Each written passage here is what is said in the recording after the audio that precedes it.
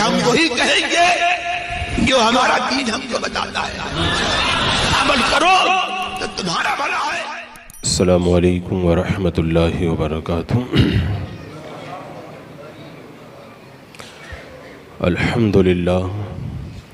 अल्हम्दुलिल्लाहि रब्बिल आलमीन वस्सलातु वस्सलामु अला सय्यदिल अंबियाइ वल मुरसलीन अम्मा बअद फ़अऊज़ु बिल्लाहि मिनश शैतानिर रजीम बिस्मिल्लाहिर रहमानिर रहीम या अय्युहल्लज़ीना आमनुत्तक़ुल्लाहा वक़ूलू क़ौलन सदीदा सदक़ल्लाहु मौलानल अज़ीम व सदक़ रसूलुहुन नबियुल अमीनुल मतीनुल करीम व नहनु अला ज़ालिका लमिनश शाहिदीन व शाकिरीन वल्हम्दुलिल्लाहि रब्बिल आलमीन। हुसूल बरकत के लिए इंतहाई अक़ीदत व मोहब्बत के साथ हुज़ूर अकरम सय्यद आलम जनाब मुहम्मदुर रसूलुल्लाह सल्लल्लाहु ताला अलैहि वसल्लम की पुरनूर बारगाह में दुरूद व सलाम का हदिया पेश कर लें। अल्लाहुम्मा सल्लि अला सय्यदिना व शफ़ीना व हबीबिना व मौलाना मुहम्मदिन व बारिक व सल्लिम सलातन व सलामन अलैका या रसूलल्लाह सल्लल्लाहु ताला अलैहि वसल्लम। अल्लाह तबारक व तआला ने कुरान मुक़द्दस में इरशाद फरमाया वबिल वालिदैन एहसाना, वालिदैन के साथ में अच्छा सलूक करो। वबिज़िल क़ुरबा, और रिश्तेदारों के साथ अच्छा सलूक करो। वल यतामा, और यतीमों के साथ अच्छा सलूक करो। वल जारिज़िल क़ुरबा वल जारिल जुनुब, करीब के पड़ोसी और दूर के पड़ोसियों के साथ में अच्छा सलूक करो। वल जारिल जुनुब, और जो करवड़ के साथी हैं उनके साथ भी अच्छा सलूक करो। इन लोगों के साथ में अल्लाह तबारक व तआला ने हमें अच्छा सलूक करने का हुक्म दिया, जिनमें आखिर में जो फरमाया करवड़ के साथी। अब करवड़ के साथी में वो लोग भी शामिल हैं जो मस्जिद में हमारे साथ में हैं, या सबक में हमारे साथ में हैं, या हमारे साथ जिनकी दोस्ती है। और इन्हीं करवड़ के साथियों में और साथ रहने वालों में एक ऐसा पड़ोसी भी है और ऐसा भी करीबी है जिसके हुकूक और जिसके साथ में मामलात का मामला सोसाइटी के अंदर बड़ा नाजुक हो चुका है, और वो है सास। क्योंकि सास जो होती है वो कम अज़ कम और कुछ नहीं तो करवड़ के साथियों के अंदर या अपने घर के अंदर रहने की वजह से अपने करीबी लोगों के अंदर ज़रूर शामिल है। बल्कि अल्लाह तबारक व तआला ने तो कुरान मुक़द्दस ने इस ससुराली रिश्ते की अहमियत को बयान फरमाया और इरशाद फरमाया वहुवल्लज़ी खलक़ मिनल माइ बशरा, वही है जिसने पानी से आदमी बनाया। और फजअलहु नसबन व सहरा, और उससे नसब और ससुराली रिश्ते बनाए। तो अल्लाह तबारक व तआला ने इस रिश्ते की अहमियत को भी कुरान मुक़द्दस के अंदर बयान फरमाया। लेकिन आज हमारी सोसाइटी, माशरा और हमारे ख़ानदानों के अंदर जो सास बहू का जो मसला है वो बड़ा नाजुक मसला है, और बहुत कम ही घर ऐसे होंगे जो इस झगड़े से बचे हुए होंगे, वरना हर घर की यही दास्तान है और हर घर का यही मसला है कि सास और बहू के दरमियान झगड़ा बाज़ाब्ता तौर पर एक मारकतुल आरा जो है वो सूरत इख्तियार कर जाता है। सास ये चाहती है कि मैं हुक्मरां बन के रहूं और मेरी बहू जो है वो मेरी रियाया बनकर मेरे नीचे दब करके रहे, और बहू ये चाहती है कि मेरी हुकूमत चले और मैं अपनी मनमानी से जो चाहूँ वो करूँ। और उधर एक नज़रिया अलग और ये रवैया रहता है कि माँ ये चाहती है कि बेटा जो है वो सिर्फ मुझसे प्यार करे, और उधर बहू ये चाहती है कि मेरा शौहर अपनी माँ से ज़्यादा प्यार ना करे बल्कि मुझसे ज़्यादा प्यार करे। और फिर उसके बाद में एक मसला उसमें ये भी आता है कि जो बच्ची अपने मायके के अंदर अपने माँ बाप के घर के अंदर पल करके बड़ी हुई, वहाँ पर उसे बड़ा प्यार मिला था और बड़ी मोहब्बतें मिली थी, तो अपनी माँ के घर के अंदर अगर कोई मामूली गलती हो जाती थी तो कोई उसकी तरफ तवज्जो नहीं देता था, बल्कि बड़ी बड़ी गलतियों को भी नज़रअंदाज कर दिया जाता था। अब वही बच्ची जब रुखसत हो करके अपने ससुराल में आती है, उससे जब गलतियां होती हैं, गलतियां इंसान से होती है, जब गलतियां होती हैं उससे तो उसके ऊपर उसको टोका जाता है, बाज़पुर्स की जाती है और उसको वो बर्दाश्त नहीं कर पाती और फिर बाकायदा उसे अपनी दुश्मनी समझ करके एक जंग का माहौल बपा हो जाता है। और फिर उसके अंदर आप ये देखें कि इन दोनों की जंग के अंदर जो शहीद होता है, जिसको जो है वो हर लम्हे मौत आती है, वो माँ का बेटा और उस बीवी का जो है वो शोहर हुआ करता है। माँ की तरफ से अलग पिसता है और बाप की और जो है वो अपनी बीवी की तरफ से अलग जो है उसे पिसना पड़ता है। और यहाँ पर जब सास और बहू के हुकूक की बात आती है, कुरान और सुन्नत की रोशनी के अंदर जब इस हवाले से रहनुमाई तलब की जाती है, तो बहुत सारे लोग ये कह कर के बात ख़त्म कर देते हैं कि कुरान और हदीस के अंदर इस हवाले से हुकूक का कोई बाब नहीं बयान किया गया है। अजीज़ान मुकर्रम, ऐसा नहीं है। कुरान और सुन्नत को आप पढ़ेंगे तो इस हवाले से कुरान और सुन्नत के अंदर बाज़ाब्ता तौर पर रहनुमाई मौजूद है। बल्कि जब निकाह होता है, निकाह के वक्त में जो आयतें पढ़ी जाती हैं, उन आयतों के अंदर भी जो 3 आयतें पढ़ी जाती है, 4 आयतें, उनमें भी बाकायदा घर के निज़ाम को अच्छा रखने के लिए बेहतरीन तालीमात मौजूद होती है। लेकिन खुतबा जो निकाह का पढ़ा जाता है, उसमें हमें अल्लाह तबारक व तआला क्या फरमा रहा है हमें इसकी खबर ही नहीं होती। अगर दुनिया के अंदर कुछ नॉलेज की बात होती है और लैंग्वेज को सीखने की ज़रूरत पड़ जाए, हम 5 साल तक मेहनत करके उस लैंग्वेज को सीख लेते हैं। लेकिन अल्लाह तबारक व तआला हमसे क्या फरमा रहा है, बूढ़े हो जाते हैं लेकिन हमें इसकी परवाह नहीं रहती है कि हम ये मालूम करें, इस अरबी ज़बान को सीखें ताकि हमें यह पता चल जाए कि अल्लाह तबारक व तआला हमसे क्या फरमा रहा है। तो खुतबे के अंदर जो निकाह में खुतबा पढ़ा जाता है, उसमें क्या हमें तालीम दी जाती है, हमें उसकी खबर और उसका एहसास भी नहीं होता। अल्लाह तबारक व तआला ने कुरान मुक़द्दस में इरशाद फरमाया, या अय्युहल्लज़ीना आमनु तक़ुल्लाह, ऐ ईमान वालो अल्लाह से डरो, वक़ूलू क़ौलन सदीदा, और दुरुस्त बात कहो, सही बात करो। खुतबे के अंदर, निकाह के खुतबे के अंदर यह आयत करीमा पढ़ी जाती है। इस आयत करीमा के अंदर शोहर के लिए मुकम्मल दर्स मौजूद है, वहीं पर बहू के लिए भी एक ज़बरदस्त सबक मौजूद है और सास के लिए भी बेहतरीन तालीम मौजूद है कि घर के अंदर पैदा होने वाले तमाम झगड़ों के अंदर तुम्हें इंसाफ का दामन नहीं छोड़ना है। वही बात करनी है जो बात बिल्कुल सही हो और जो बात बिल्कुल दुरुस्त हो। क्या अल्लाह तबारक व तआला ने मियाँ बीबी के दरमियान मोहब्बत नहीं पैदा फरमाई? अल्लाह तबारक व तआला ने जो कुरान मुक़द्दस में फरमाया उसका हासिल यही है कि हमने मियाँ बीबी के दरमियान मोहब्बत पैदा फरमाई। और क्या अल्लाह तबारक व तआला ने कुरान मुक़द्दस के अंदर ये नहीं इरशाद फरमाया कि अपने वालिदैन के साथ में अच्छा बर्ताव करो?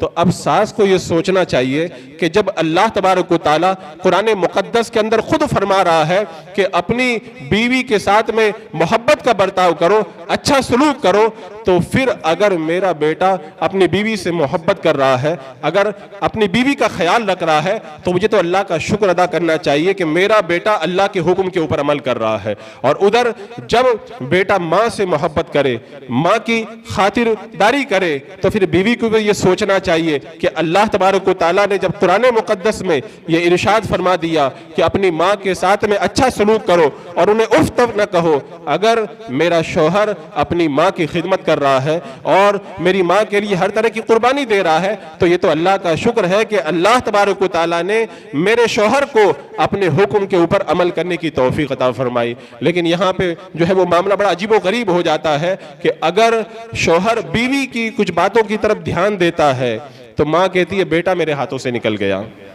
और अगर वही शौहर अगर अपनी माँ की तरफ तवज्जो देता है तो फिर बीवी ये समझती है कि जो है मेरा शौहर मेरी तरफ कुछ ध्यान ही नहीं देता है। और फिर उसके अंदर जो है वो एक बड़ी अजीब कहानी वो बन जाती है कि अगर इसी माँ की बेटी की तरफ अगर उसका दामाद तवज्जो न दे तो फिर माँ शिकायत करती है कि मेरी बेटी की तरफ तो दामाद तवज्जो देता ही नहीं है। तो अब ये बात समझ में नहीं आती, अगर तुम्हारा बेटा अगर अपनी बीवी की तरफ तवज्जो दे तो तुम्हें शिकायत होती है कि मेरा बेटा मेरे हाथों से निकल गया, और अगर तुम्हारा दामाद अगर तुम्हारी बेटी की तरफ तवज्जो न दे तब तुम शिकवा करती हो कि मेरा दामाद मेरी बेटी की तरफ तवज्जो क्यों नहीं देता है।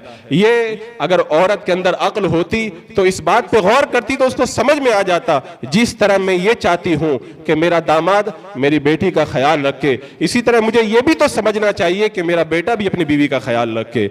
और फिर इसके अंदर बड़ा अजीबो गरीब मसला जो है वो पड़ोसियों की तरफ से खड़ा हो जाता है। जब पड़ोसियों को पता चलता है तो फिर वो लगाना बुझाना शुरू कर देते हैं कि देखो तुम्हारा बेटा तुम्हारे हाथों से निकल रहा है। और इसके अंदर एक सबसे खतरनाक मोड़ जो आता है वो ये आता है कि जब इस तरह के मामलात घर के अंदर पनपना शुरू होते हैं तो फिर ऐसे मौका पर बाबाओं के पास में, दुआ तावीज़ वालों के पास में कभी सास चक्कर लगाती है और कभी बहू चक्कर लगाती है। बहू की ये तमन्ना रहती है कि जो है वो सास की बोलती बंद हो जाए और शोहर मेरा होकर के रह जाए, और उधर जो है सास की ये तमन्ना रहती है बेटा सिर्फ मेरा ही होकर के रहे, और बहू जो है उसकी बिल्कुल उससे बात भी ना करे, उसको कुछ भी ना दे। और फिर ये कितना बड़ा गुनाह है इस तरीके से किसी के लिए दुआ तावीज़ करा के किसी के हक को गसब करवाना। कल क़यामत के दिन अल्लाह की बारगाह के अंदर जब पेशी होगी और इन चीज़ों का जब हिसाब लिया जाएगा तब हमें उस बात का एहसास होगा। अजीज़ाने मुकर्रम, ये कितनी हैरत वाली बात है। अगर बच्चे की शादी ना हो तो माँ परेशान रहती है कि मेरी बच्चे की शादी जो है वो जल्दी हो जाए। उसके लिए अगर अपने जेवर को बेचना पड़े तो माँ अपने जेवर को भी बेचने के लिए तैयार हो जाती है। बड़ी तमन्नाओं और बड़ी आरजुओं के बाद में खर्च करके वो अपनी बहू को घर पे लेके आती है। बताओ, जब इतनी तमन्नाओं और आरजुओं के बाद में अपने बेटे के लिए माँ दुल्हन को घर पे लेकर के आई है और कुछ दिन के बाद में अब उसी दुल्हन के साथ में और जो एक जंग का सिलसिला शुरू हो जाता है, वो कितना अफसोसनाक है। और आप ये तो जानते ही हैं कि जब तक शादी नहीं होती है तब तक बेटे की जितनी मोहब्बतें हैं वो सब माँ के साथ होती है, लेकिन जब शादी हो जाती है तो फिर मोहब्बत का बंटवारा होता है। कुछ मोहब्बतें माँ के साथ कायम है तो कुछ मोहब्बतें फिर बीवी के साथ में कायम हो जाती है। अब अगर कोई माँ ये चाहती है कि मेरा बेटा सिर्फ मुझे से प्यार करे और मेरा ही होकर के रहे, तो फिर उसका एक ही रास्ता है कि अपने बेटे की आप सारी जिंदगी शादी ना करें, क्योंकि आप शादी करेंगी तो अल्लाह तबारक व तआला ने बेटे के जिम्मे जो हुकूक लगाए हैं, बेटा उन हुकूक को अदा करेगा अपनी बीवी के। और फिर आप ये शिकायत करेंगी कि बेटा जो है वो अपनी बीवी की तरफ तवज्जो देता है, तो उसका रास्ता बंद करने का फिर यही एक तरीका है कि आप सारी जिंदगी अपने बेटे को कुंवारा रखें ताकि सारी मोहब्बतें तुम्ही को मिलती रहे। न तो माँ ये गवारा करती है और न ये गवारा करती है कि मेरे बेटे की मोहब्बतें बीवी के साथ में जो है वो चली जाएं। अजीज़ाने मुकर्रम, इस हवाले से आप अपने असलाफ की तारीख पढ़ें। कुछ लोग कहते हैं कि कुरान और हदीस के अंदर सास और बहू वगैरह के कोई हुकूक भी तो नहीं बयान किए गए। मैं कहता हूं जो आम हुकूक है वो तो है ही, और अभी मैंने जो आयत करीमा करवट के साथी के हवाले से बयान की, क्या वो हुकूक के बाब के अंदर नहीं आता है? और मेरे आका सल्लल्लाहु ताला अलैहि वसल्लम ने तो एक मौका पर इरशाद फरमाया था कि जब मिस्र फतह करो तो मिस्र वालों के साथ में अच्छा सलूक करना, इसलिए कि उनके साथ में रिश्तेदारी है, या आपने फरमाया कि उनके साथ में ससुराली रिश्ता है। अल्लाह के रसूल अलैहिस्सलाम ने ससुराल के रिश्ते की इतनी अहमियत को उजागर किया, फरमाया कि अगर मिस्र फतह करो तो उनके साथ में अच्छा सलूक करना। उसकी एक वजह यह है कि मेरे आका सल्लल्लाहु ताला अलैहि वसल्लम की बांदी हजरत मारिया किब्तिया ये मिस्र ही से आई थी, और हजरत इब्राहिम अलैहिस्सलाम की बीवी हजरत हाजरा ये भी मिस्र से आई थी। तो इस एतबार से ये रिश्ता मुसलमानों का मिस्र के साथ में था। लिहाजा हजरत अमर बिन आस रदी अल्लाह ताला अन्हु ने मिस्र पर हमला किया और मिस्र का मुआसरा कर लिया, तो आपने अपने साथियों के दरमियान यह ऐलान कर दिया कि सुनो, जब मिस्र फतह हो जाए तो मिस्र वालों के साथ में अच्छा सलूक करना, इसलिए कि उनके साथ में रिश्तेदारी है। जब मिस्र के पादरियों को यह पता चला कि इनके नबी का इतना दूर का रिश्ता जब मौजूद है मिस्र के अंदर, तो फिर भी उसके बावजूद में ससुराली रिश्ते की वजह से ये इतना ख्याल रख रहे हैं, तो पादरियों ने कहा था कि ऐसे रिश्तों की हिफाजत करना या तो नबियों का काम है या फिर नबी की पैरवी करने वाले मुसलमानों का काम है। और आप देखें, जब ग़ज़वा मोरिसी के मौका पर बनिल मुस्तलिक कबीले के कैदी कैद होकर के जब मुसलमानों के कब्जे में आए और अल्लाह के रसूल अलैहिस्सलाम ने उन कैदियों को मुसलमानों के दरमियान तकसीम कर दिया, उसके बाद में अल्लाह के रसूल अलैहिस्सलाम ने उसी कबीला बनिल मुस्तलिक की एक खातून हजरत जुवैरिया रदी अल्लाह ताला अन्हा से निकाह फरमा लिया। अब जब निकाह हो गया तो मेरे आका अलैहिस्सलाम का ससुराल बन गया ये कबीला। अब देखो मुसलमानों ने ससुराली रिश्ते का कितना एहतराम किया। फरमाते हैं कि जब उनके कब्जे में उस कबीले की कैदी आ गए, गुलाम और बांदियां बांट दी गई, अल्लाह के रसूल अलैहिस्सलाम ने उस कबीले की एक मुकद्दस खातून हजरत जुवैरिया से जब निकाह फरमाया तो निकाह के बाद में सहाबा ने जितने भी कैदी थे उस कबीले के सब आज़ाद कर दिए और कहा कि हम इनको कैदी बनाएं, ये तो अल्लाह के रसूल इस्लाम के ससुराली रिश्तेदार हैं। तो सहाबा इकराम ने हमें यह जहन दिया। आप देखें हजरत कबशा रदी अल्लाह ताला अन्हा, ये हजरत अबू कतादा की बहू हैं। हजरत अबू कतादा को जब वजू की जरूरत पड़ती थी तो ये पानी ला करके रखती। एक बार हजरत कबशा पानी लेकर के आई, पानी ला करके रखा, बिल्ली आई और पानी पीने लग गई। तो हजरत कबशा घूर करके देखने लगी तो हजरत अबू कतादा ने फरमाया, बेटी तुम इतने ताज्जुब से क्यों देख रही हो? तुम्हें पता नहीं है बिल्ली का झूठा ये नजिस नहीं है, नापाक नहीं है। यानी इस रिवायत से ही पता चलता है कि सहाबा किराम के जमाने से ही रिवाज था, अपने सास और ससुर की खिदमत ये बहू किया करती थी। और उसके अलावा जो आम हुकूक की बात कही गई है, अल्लाह के रसूल अलैहिस्सलाम ने जो इरशाद फरमाया कि जो अपने लिए पसंद करते हो वही अपने मोमिन भाई के लिए पसंद करो। क्या कोई माँ, कोई खातून इस बात को पसंद करेगी कि उसकी बेटी शादी होने के बाद में जब ससुराल के अंदर जाए तो उसके साथ में उसकी सास जुल्म का बर्ताव करे? अगर कोई माँ अपनी बेटी के लिए जुल्म का बर्ताव बर्दाश्त नहीं करना चाहती तो फिर इस बात को समझ ले, अल्लाह के रसूल अलैहि सलाम ने फरमाया जो अपने लिए पसंद करो वही अपने मोमिन भाई के लिए पसंद करो। जब तुम अपनी बेटी के साथ में मोहब्बत देखना चाहती हो ससुराल में तो फिर तुम्हारा भी ये फर्ज बनता है कि तुम्हारे घर के अंदर बहू बनकर के जो खातून आई है तुम भी उसके साथ में मोहब्बत का बर्ताव करो। अल्लाह तबारक व तआला क्या इरशाद फरमाता है, कमा तदीनो तुदान, जैसा करोगे वैसा भरोगे। अगर तुमने अपने घर में आने वाली किसी औरत के साथ में अच्छा सलूक अगर नहीं किया तो फिर ये समझ लो जो आदमी कांटे बोता है उसे कांटे ही मिलते हैं। कल जो तुम्हारी बच्ची भी जब रिश्ते के बाद में किसी और के घर में जाएगी तो उसे भी वहां पे मोहब्बतें कभी भी मयसर नहीं आएंगी, वहां पे वो परेशानियों का शिकार रहेंगी। क्योंकि अल्लाह तबारक व तआला ने इरशाद फरमाया, हल जज़ाउल एहसान इल्लल एहसान, एहसान का बदला एहसान है। अगर आज तुम किसी औरत, किसी खानदान की बच्ची के साथ में अच्छा सलूक करोगी तो फिर अल्लाह तबारक व तआला उसका सिला तुम्हें अता फरमाएगा। तुम्हारी बच्ची जब कहीं पे जाएगी तो अल्लाह तबारक व तआला उसे भी वहां पे इज्जत नसीब फरमाएगा। अज़ीज़ान मुकर्रम, एक बार हजरत मूसा अलैहिस्सलाम से पूछा गया कि इंसाफ करने वालों का तरीका क्या है, उनकी पहचान क्या है? तो रब ने इरशाद फरमाया कि उनसे कह दो कि इंसाफ का तरीका यह है कि अपनी तरफ से वो हर एक के साथ में इंसाफ का बर्ताव करे। तो अगर हम इंसाफ करेंगे तो हमारी बच्चियों के साथ भी इंसाफ होगा, वरना फिर ना इंसाफी का एक सिलसिला चल पड़ेगा। आज से 10-20 साल पहले तरीका ये था कि उस जमाने में बहू डरा करती थी कि पता नहीं कैसी सास मिल जाए। अब जो है फिल्में देख देख करके पूरा सिस्टम बदल गया, अब सास डरती है पता नहीं कैसी बहू मिल जाए। तो इस तरीके से अभी चंद दिन पहले एक साहब मेरे पास में आए, वो कह रहे थे कि मैं नमाज के लिए आ रहा था तो रास्ते में चाली में एक औरत अपनी बेटी से कह रही थी, देखो बेटा कहीं पर भी जाओ तुम शादी के बाद में दब करके मत रहना। तो जब हमारी जो है मुआशरे की औरतें अपनी बच्चियों को बाज़ाब्ता पहले ही से लड़ाई के लिए ट्रेनिंग दे रही है, ये बच्ची जब जाएगी तो क्या अपने सास का हक जानेगी और वो दब करके नहीं रहने के चक्कर के अंदर हर वक्त अपने घर को जंग का मैदान बना करके रखेगी। जाहिर सी बात है अगर बहू दब करके नहीं रहेगी तो सास कहां से दब के रहने वाली है और फिर घर का पूरा निजाम दरहम बरम होकर के रह जाएगा। एक साहब इनके घर के अंदर जब एक औरत के ऊपर जब मामलात बड़े टेढ़े हो गए तो उस घर की एक खातून एक बाबा के पास गई और जाने के बाद में कहने लगी कि मुझे एक तावीज़ दे दो ताकि मेरी सास जो है वो मर जाए, क्योंकि मैं उससे बिल्कुल तंग आ गई हूँ। तो आमिल बड़े समझदार थे, उन्होंने उस खातून को समझाया कि तुम एक काम करो कि ये तावीज़ जो मैं तुमको दे रहा हूँ इसको 3 महीने के बाद में इसका असर नजर आएगा, लेकिन तुम्हें एक काम करना पड़ेगा कि 3 महीने तक अपनी सास की तुम्हें भरपूर खिदमत करना पड़ेगा। क्योंकि अगर तुमने 3 महीने तक अपनी सास की खिदमत न की और तुम्हारी सास मर गई तो उसके कत्ल का इल्जाम तुम्हारे सर पर आएगा।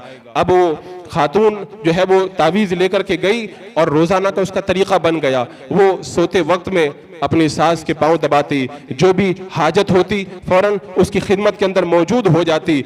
जब 1 महीना 1.5 महीना गुजर गया, सास ने देखा कि मेरी बहू मेरी बड़ी खिदमत कर रही है, मेरी बेटी से भी ज्यादा खिदमत कर रही है, तो अब सास का दिल भी नरम हुआ और वो भी बदले के अंदर मोहब्बतें देने लगी और इतना प्यार दिया जो उसे अपनी माँ के घर भी नहीं मिला था।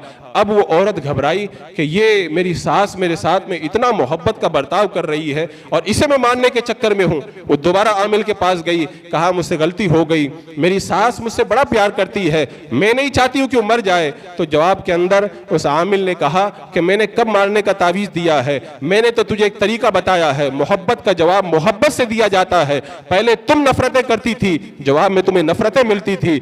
अब तुमने ये सोचा कि 3 महीने की मेहमान है, मैं खिदमत कर लूं, तुमने मोहब्बत का बर्ताव किया, वो भी तो आखिर औरत है, उसके दिल में भी मोहब्बत पैदा हुई और मोहब्बत के जवाब में उसने जब मोहब्बत पेश की तो तुम्हें पता चल गया कि गलती मेरी तरफ से थी, लिहाजा जाओ और अपनी सास की खिदमत करो ताकि इसी तरह वो जवाब के अंदर तुम्हें मोहब्बतें अता फरमाए। अजीज़ाने मुकर्रम, आज जरूरत ऐसी तालीम देने की जरूरत है। हम अपनी बच्चियों को सिखाएंगे कि जहां पे भी जाना दब करके मत रहना, तो वो हर वक्त लड़ाई के लिए तैयार रहेगी और जवाब के अंदर सास 2 कदम आगे रहेगी तो घर का सारा निजाम धर्म भरम हो जाएगा। और इस बात को आप याद रखें, अल्लाह के रसूल अलैहि सलाम ने इरशाद फरमाया, जो हमारे बड़ों की ताजीम नहीं करता और हमारे छोटों पे शफकत नहीं करता वो हम में से नहीं है।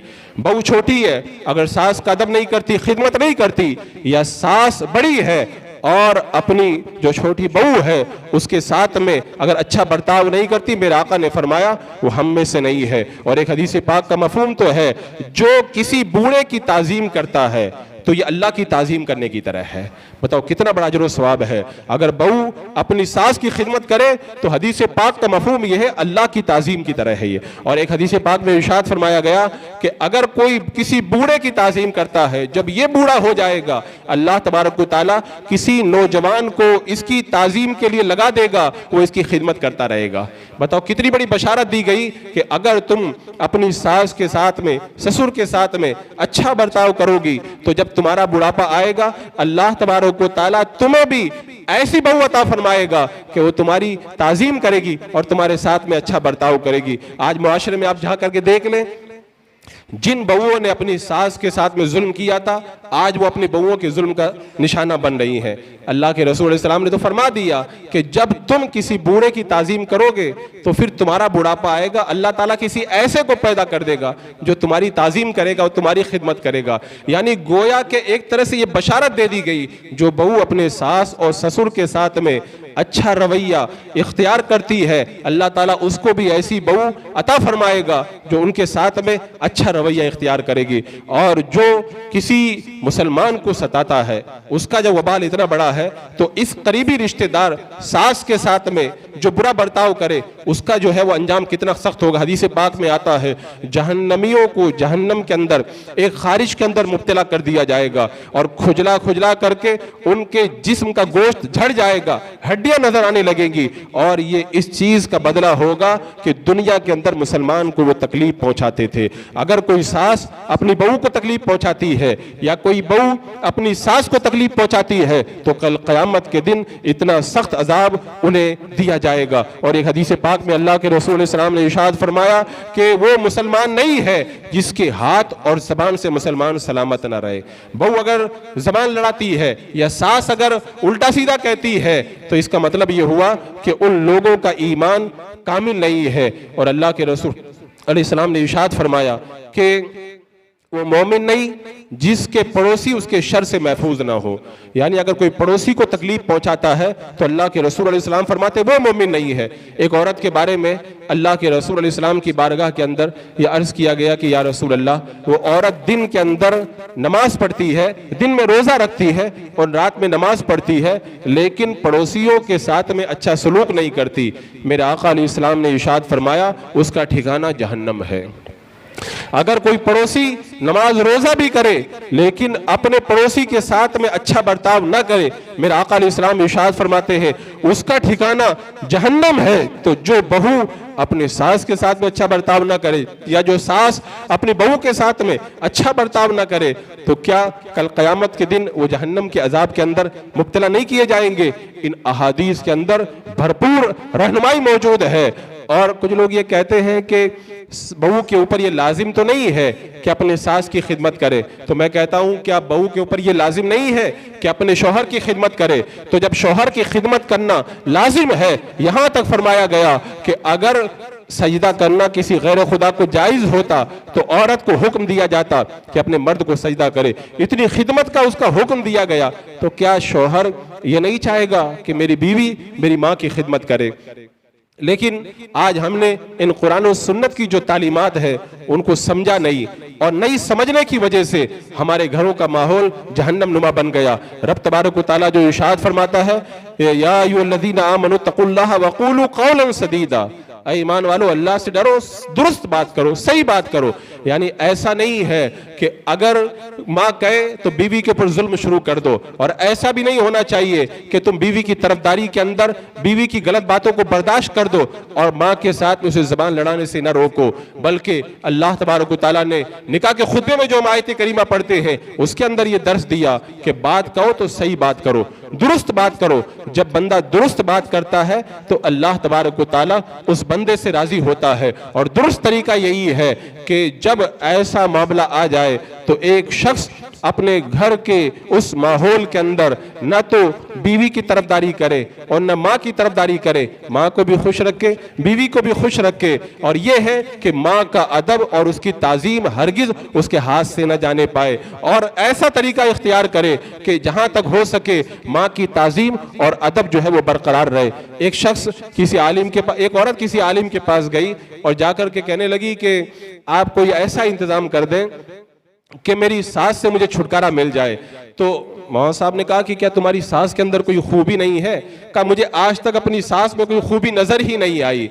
तो कहा कि अच्छा तुम्हारा शौहर कैसा है?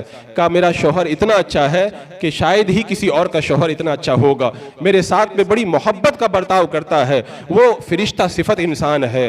तो मौलाना साहब कहने लगे एक बात बताओ, वो तुम्हारी सास अगर चाहती तो किसी और को भी तो तलाश कर सकती थी अपने बेटे की दुल्हन बनाने के लिए।